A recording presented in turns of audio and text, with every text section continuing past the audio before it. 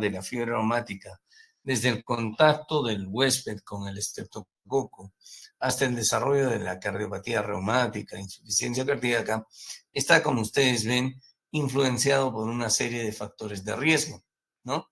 Y a su vez, en cada una de estas etapas, en cada una de estas situaciones, se pueden establecer algunas medidas de intervención que pueden resultar preventivas del desarrollo, ya sea de fiebre reumática o de cardiopatía reumática. Por ejemplo, para la exposición con el estreptococo, ya hemos visto que está la pobreza, el hacinamiento, la residencia rural y la residencia en áreas urbanos marginales. Aquí, las medidas preventivas serían el desarrollo económico y mejorar las condiciones de vida. Mientras que en el otro extremo, en el caso de las fiebres reumáticas recurrentes, cuando se entra en la forma policíclica de la enfermedad, entonces esto está favorecido por el pobre acceso a los servicios de salud, una pobre realización de la profilaxis secundaria y el problema de los pacientes subdiagnosticados que han sufrido fiebre reumática aguda. Aquí la intervención sería una adecuada profilaxis secundaria, programas de registros, ¿no es cierto?, de registro y el manejo integral tanto de la fiebre reumática aguda como de la cardiopatía reumática. Muy bien, entonces en cada una de estas situaciones, como ven ustedes, se pueden establecer medidas de prevención. Desde el punto de vista fisiopatológico, ¿qué explica la fiebre reumática? En realidad no existe una explicación clara. La teoría más aceptada es la teoría de similitud molecular, en la cual algunos antígenos del estreptococo beta hemolítico, sobre todo la proteína M y la N-acetilglucosamina de la cápsula de la cápsula del estreptococo,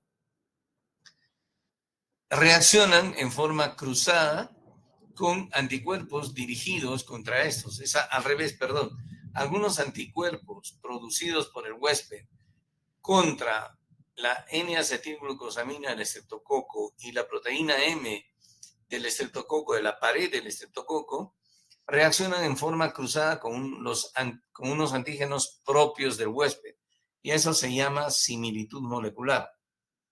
Entonces, estos anticuerpos se unen al endotelio o al endocardio, en este caso el endotelio valvular, donde ocasionan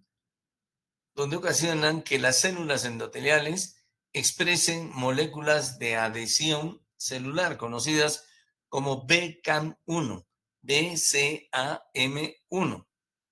Estas moléculas atraen fundamentalmente linfocitos activados. Estos linfocitos activados producen lisis de las células endoteliales. Y esta lisis de las células endoteliales produce mayor liberación de antígenos, como queratina, ¿no es cierto?, como tropomiosina, entre otros. Queratina, tropomiosina, laminina, queratina, laminina, tropomiosina, entre otros antígenos. Esto, a su vez, recluta células T activadas, y estas células T acrecientan o aumentan o incrementan la respuesta inflamatoria.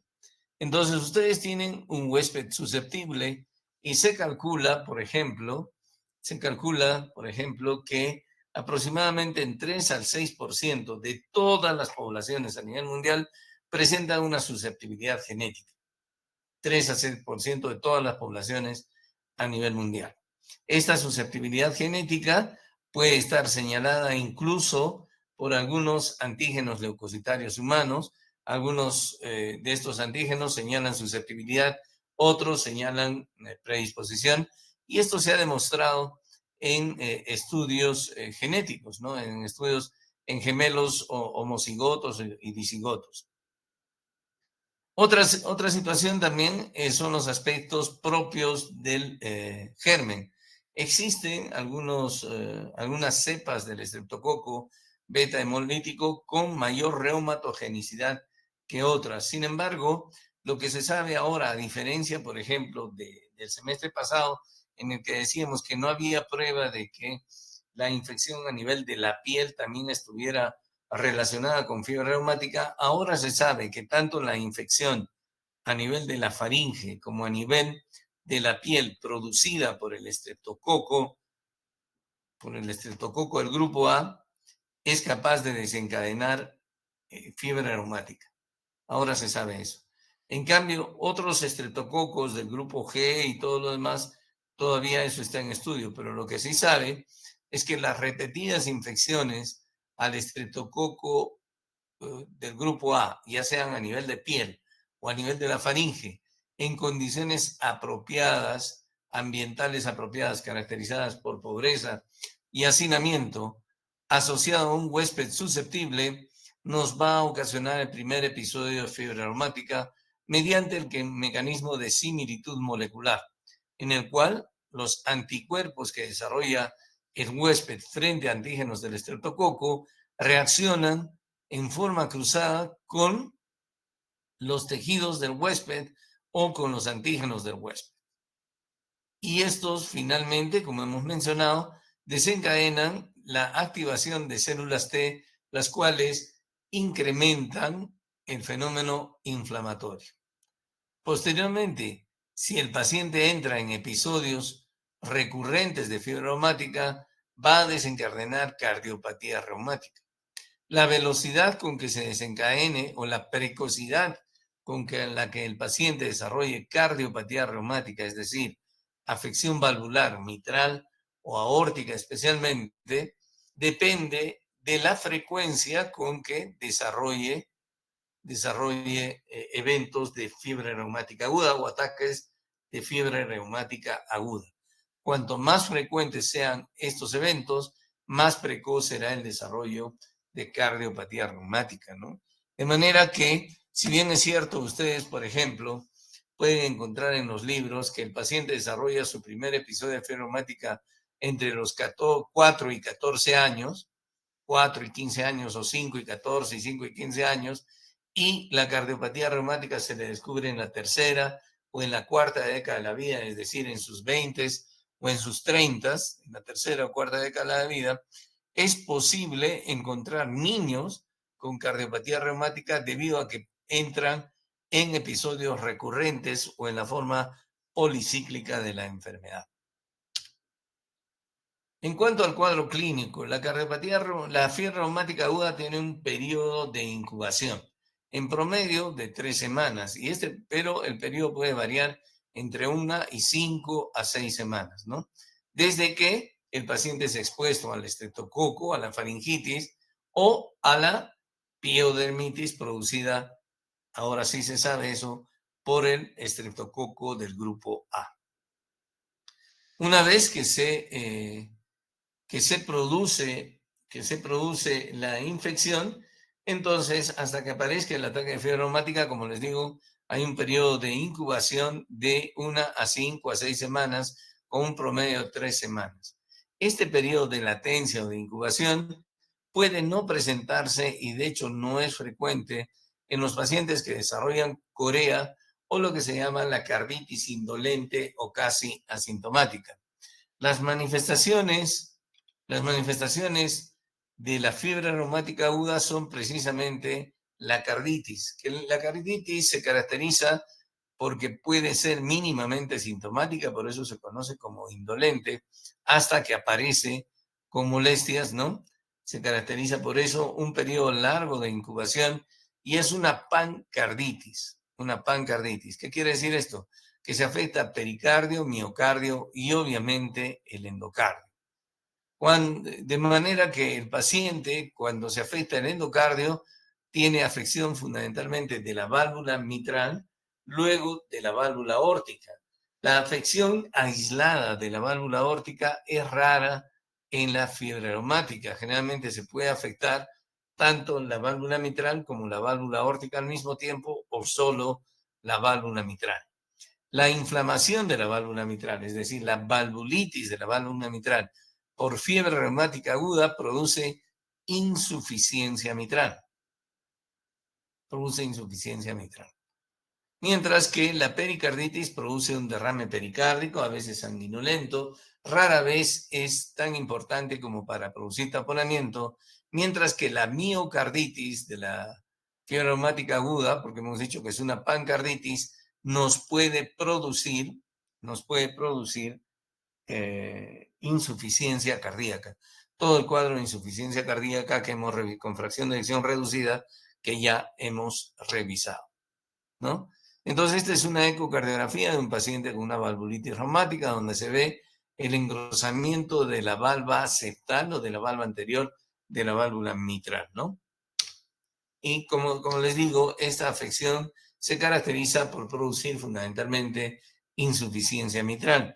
Ya con el tiempo y debido a la secuela que produce la fiebre reumática en la válvula mitral, el paciente desarrolla este problema que se llama estenosis mitral, en donde identificamos un gran engrosamiento de las valvas de la válvula mitral, fibrosis y calcificación, y este es el área reducida de la válvula mitral, la famosa boquita de pescado que se ve en la ecocardiografía. La inflamación del miocardio se puede manifestar fundamentalmente por el desarrollo de bloqueo aurículo-ventricular de primer grado, es decir, un intervalo PR más allá de 0,20, ¿no? El desarrollo de bloqueos de mayor grado realmente es raro en la fiebre reumática. Y esto significa no solamente que el paciente tiene miocarditis por fiebre reumática, sino que la fiebre reumática está activa, que está en pleno ataque inflamatorio producido por la fiebre reumática, ¿no?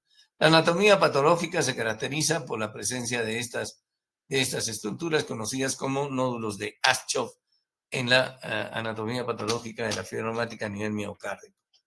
La otra manifestación que no tiene mucho, mucha incubación, mucho periodo de incubación, es la artritis. La artritis de la fiebre reumática tiene nombre y apellido. Es una poliartritis migratoria. Una poliartritis migratoria. Y esto se refiere al hecho de que las articulaciones afectadas están inflamadas, están aumentadas de volumen. Es decir, hay toda evidencia de inflamación, dolor, calor, rubor, toda la evidencia de inflamación. Entonces, están inflamadas. La artritis, además, es incapacitante, por eso ustedes ven a esta niña en silla de ruedas, no pueden caminar. Es sumamente dolorosa e incapacitante. Otra característica de esta artritis es que es, como les he dicho, migratoria. ¿Qué quiere decir esto? Que puede estar curando una articulación y comienza a enfermarse la articulación del miembro contralateral. Y se dice asimétrica porque puede estar curando la rodilla y comenzando a inflamarse el tobillo. Entonces, una poliartritis migratoria. Otra característica de esta condición, de la artritis de la fiebre reumática, es que afecta articulaciones de mediano y de gran tamaño, tobillos, rodillas, codos, hombros, cadera, pero casi nunca afecta articulaciones pequeñas como las articulaciones de las manos, por ejemplo, ¿no? De los dedos. No, casi nunca afecta eso. Entonces, eso nos debe hacer pensar la afección de esas articulaciones en otra posibilidad que afecte que produzca artritis. Otra característica más de la artritis de la fiebre reumática es que es sumamente sensible al uso de antiinflamatorios. De hecho, que una artritis en la cual sospechamos que es fiebre reumática no ceda al segundo día de tratamiento, nos debe hacer replantear, nos debe plantear la posibilidad de replantear el diagnóstico de fiebre reumática en una persona. Entonces, el diagnóstico es de poliartritis migratoria, que constituye un criterio mayor para el diagnóstico de fiebre reumática. Esto en regiones, tanto en regiones en las cuales abunda la fiebre reumática, como en las cuales no es muy frecuente la fiebre reumática. Sin embargo, en regiones como la nuestra, las guías actuales o las revisiones actuales recomiendan tener en cuenta a aquellos niños que presentan una poliartralgia migratoria, con las mismas características que acabamos de mencionar, pero no hay hinchazón, una poliartralgia migratoria. Más raramente, sin embargo, se puede presentar la fiebre reumática como una monoartritis, pero eso es bastante más raro. Bien, la otra afección que tiene un periodo de incubación prolongado, que puede ser hasta de 6 meses, es la corea de Sydenham. La corea de Sydenham se debe a la presencia de movimientos involuntarios, sobre todo que afectan la cabeza, a nivel de la cabeza y especialmente de la lengua. Ocasionalmente puede haber movimientos de la mitad del cuerpo y se conoce como hemicorea.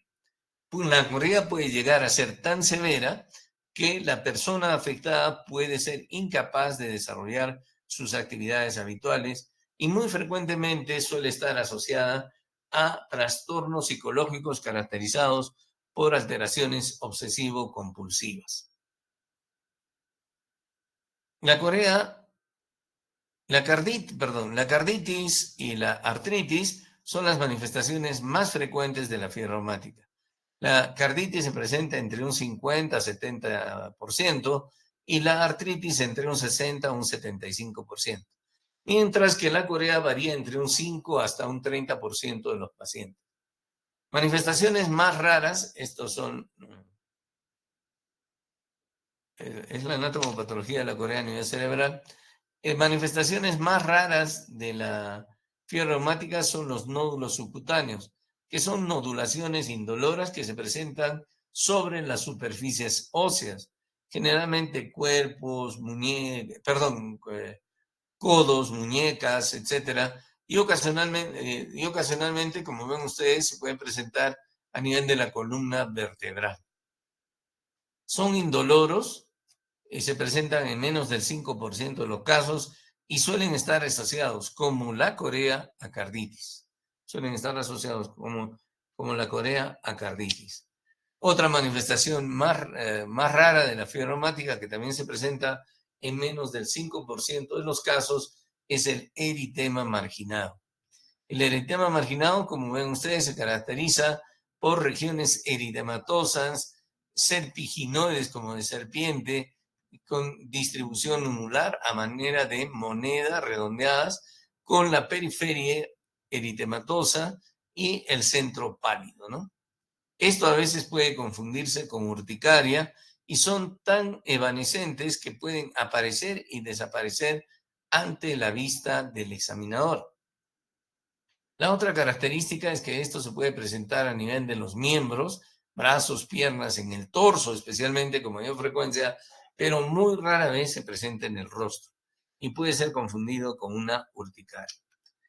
De modo que tanto la carditis, la artritis, la corea, el nódulo subcutáneo y el eritema marginado son los criterios mayores, ¿no? O los criterios de Jones. Duquette Jones fue un médico que después de la Segunda Guerra Mundial planteó los criterios diagnósticos de fiebre reumática, los cuales han variado poco hasta la actualidad. Y los criterios mayores son los que acabamos de mencionar, y los criterios menores los tenemos aquí, ¿no? Los criterios menores los tenemos aquí: fiebre, velocidad de sedimentación, proteína C reactiva, ¿no es cierto? Proteína C reactiva, intervalo PR prolongado. De modo que para hacer criterio necesitamos 2 criterios mayores o uno mayor más 2 menores para hacer diagnóstico de ataque inicial de fiebre reumática. 2 criterios mayores o uno mayor y 2 menores. Y para hacer diagnóstico de fiebre reumática recurrente, otra vez 2 criterios mayores o un criterio mayor y 2 menores, o simplemente 3 criterios menores y hacemos diagnóstico de fiebre reumática recurrente. ¿Qué exámenes auxiliares le debemos pedir a todos los pacientes con fiebre reumática? En todos los casos, en todas recomendamos un hemograma completo, velocidad de sedimentación, proteína C reactiva. Tanto la velocidad de sedimentación como la proteína C reactiva nos dicen si el paciente está con actividad de fiebre reumática en ese momento. Si está aumentada la velocidad de sedimentación, si la proteína C reactiva está alta, nos va a decir si el paciente está con actividad reumática. Cultivos de sangre, recuerden que debemos descartar endocarditis infecciosa. Un electrocardiograma también para ver la prolongación del intervalo PR, que también nos dice, como ya les manifesté, que el paciente está en actividad reumática. Una radiografía de tórax, si hay evidencia de carditis o de que ya hemos dicho, si hay miocarditis, esto se va a manifestar por insuficiencia cardíaca. Un ecocardiograma, ¿no? Un ecocardiograma de inicio y después se puede repetir en un mes. Podemos un cultivo de frotis faríngeo, podemos pedir, pero generalmente estas dos últimas, el cultivo de faringe o de secreción faríngea y los anticuerpos antiestreptococo, es decir, las antiestreptolicinas, se piden para verificar que ha habido infección por estreptococo. De estos, el que menos sale positivo es el cultivo de secreción faríngea y el que sale más positivo es las antiestreptolicinas. Pero estas no hacen el diagnóstico. El diagnóstico se hace con los criterios clínicos de la forma que hemos mencionado, 2 criterios mayores o 1 mayor y 2 menores, o 2 criterios para la recurrente, 2 criterios mayores o 1 mayor y 2 menores o 3 menores. Más la evidencia de que el paciente estuvo infectado por estreptococo, y esto lo obtenemos pidiéndole la antiestreptolicina, que es la más común, las anti-DNasas, ¿no es cierto?, si están disponibles. Alternativamente, dependiendo del caso, podemos pedir cultivos, hemocultivos, aspirado de articulaciones, etcétera, una serie, pero esto es lo mínimo que le debemos pedir al paciente, o si no, dependiendo de la individualización, otros análisis que están mencionados ahí. Bien, el estándar de oro para el diagnóstico de enfermedad por estreptococo beta hemolítico del grupo A es el cultivo faríngeo, ¿no? Sin embargo, como les dije, esto no resulta positivo en la mayoría de los casos.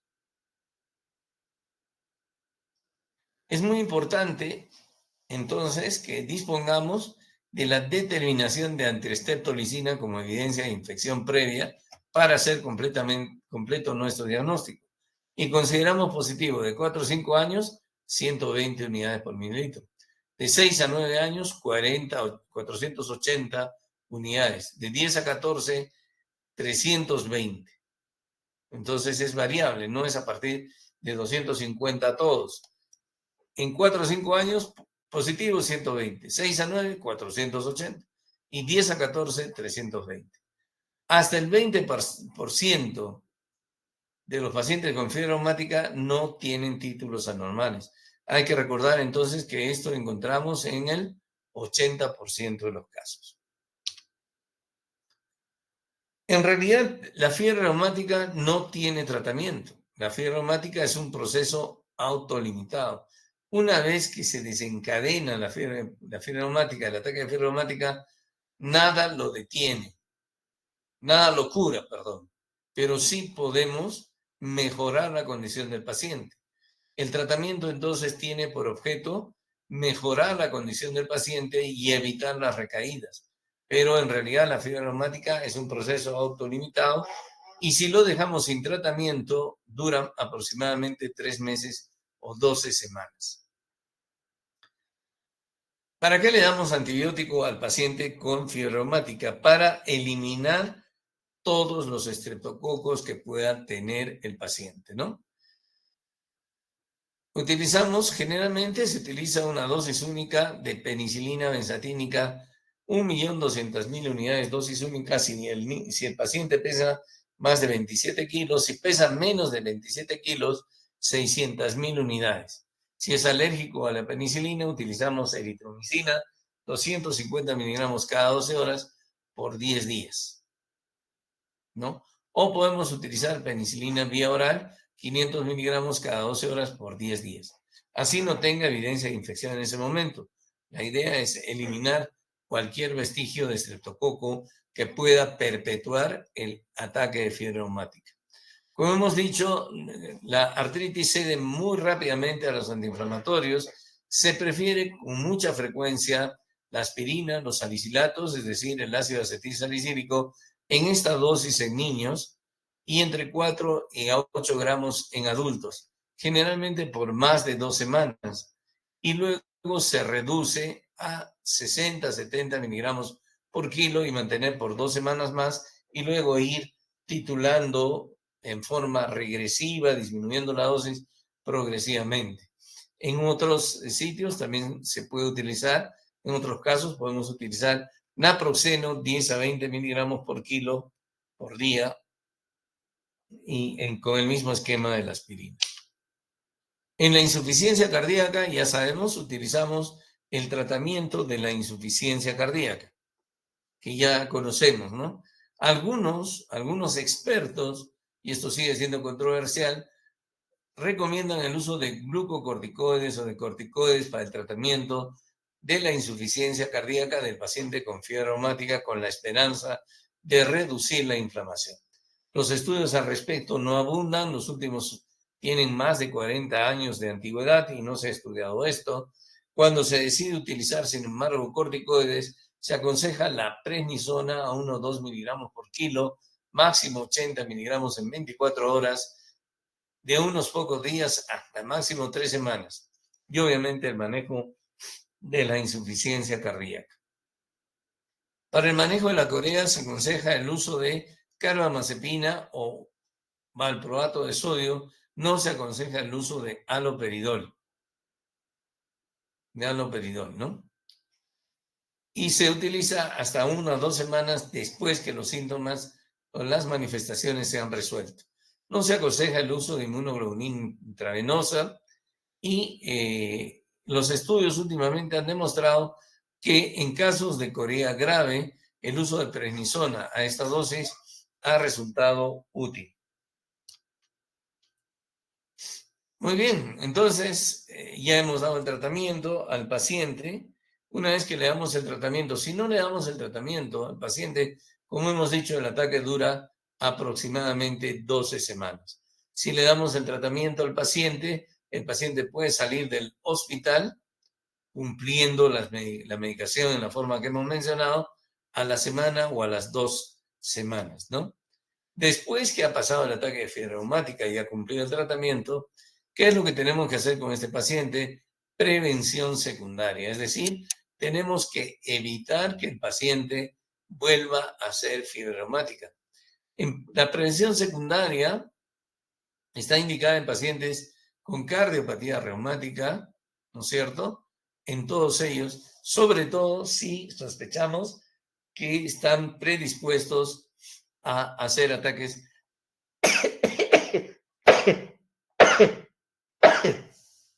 recurrentes de fiebre reumática, ¿no?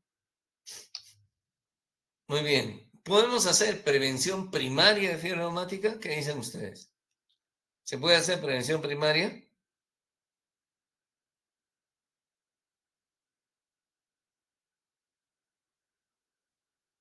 ¿Aló? Sí, doctor. Buenas tardes. ¿Se puede hacer prevención primaria? Sí, doctor. ¿Cómo así? Evitando que la enfermedad, en primer lugar, pueda, digamos, infectar a alguna persona por primera vez, ¿no? Tal vez mejorando Obviamente, pero ¿cómo? mejorando el nivel económico, doctor, de las personas para que puedan, digamos, por ejemplo, no estar tan hacinados. Mejorando las condiciones de vida. A eso se refiere. Mejorando las condiciones de vida. Pero eso no depende de nosotros. No depende de los médicos, depende de quienes nos gobiernan, ¿cierto? Eso, pero de repente alguna vez uno de ustedes es congresista o algo así, no se olviden de que son médicos cuando sean congresistas o cuando tengan algo de poder y vean que esto mata a la gente, ¿no? Entonces sí se puede hacer prevención primaria. ¿Los médicos podemos hacer prevención primaria? Ya les he dicho que mejorar las condiciones de vida no lo podemos hacer nosotros. Eso lo hace el gobierno, pero podemos contribuir a la prevención primaria. Sí, doctor. ¿Cómo? Podemos tratar adecuadamente lo que vendría a ser lo que genera, ¿no? Las infecciones de piel y también Por tratando bien las supuesto. infecciones faríneas. Tenemos que estar preparados para tratar adecuadamente, para reconocer adecuadamente una faringitis estreptocócica o una piodermitis y tratarla adecuadamente. Y lo único que hay que hacer es darle su penicilina benzatínica. Eso es todo en dosis única.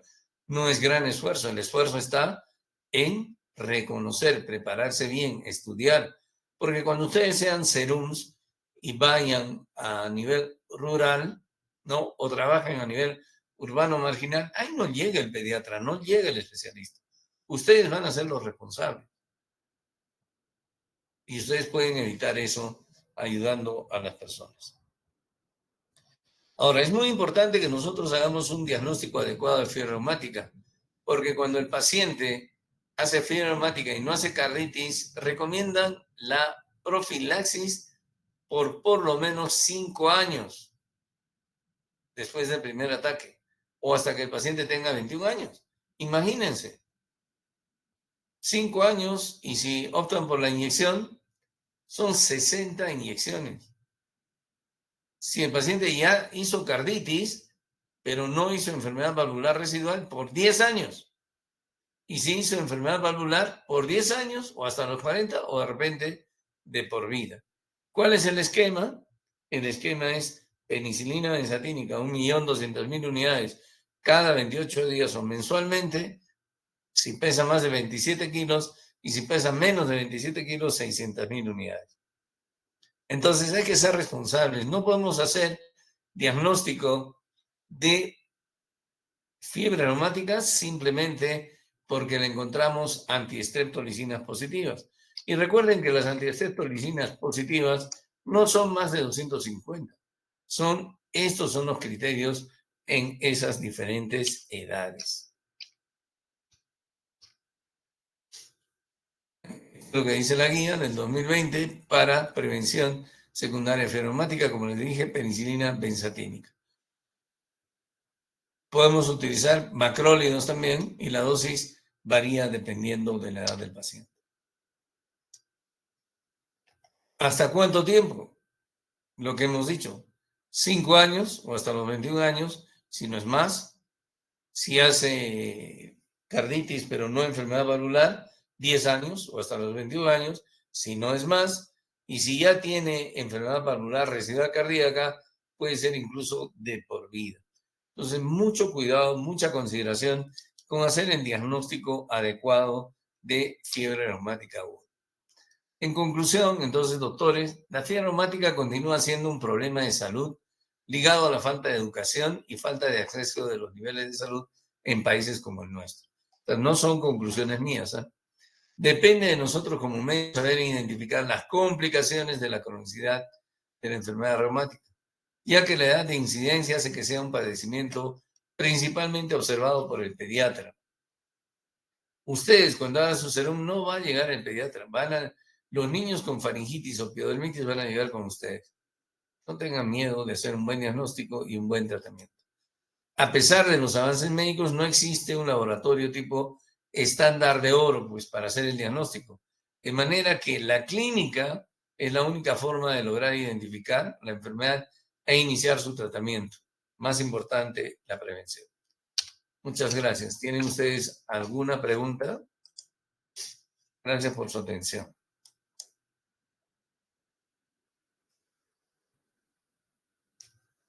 ¿Hay alguna pregunta? ¿No? Muy bien.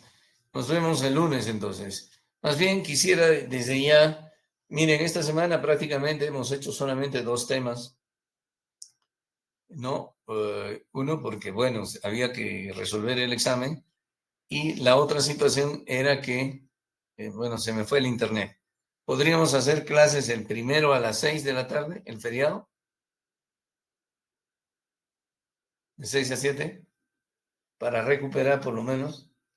un poco, porque les aviso que en noviembre van a tener toda una semana libre de mí. ¿Qué opinan? O ya me avisan el lunes. ¿Aló? Sí, doctor, podría comunicarle después, voy a coordinar con mis compañeros. Ya, perfecto. Nos vemos el lunes. Desde el lunes los orales, ¿eh? Está bien, doctor. Listo, ya nos vemos.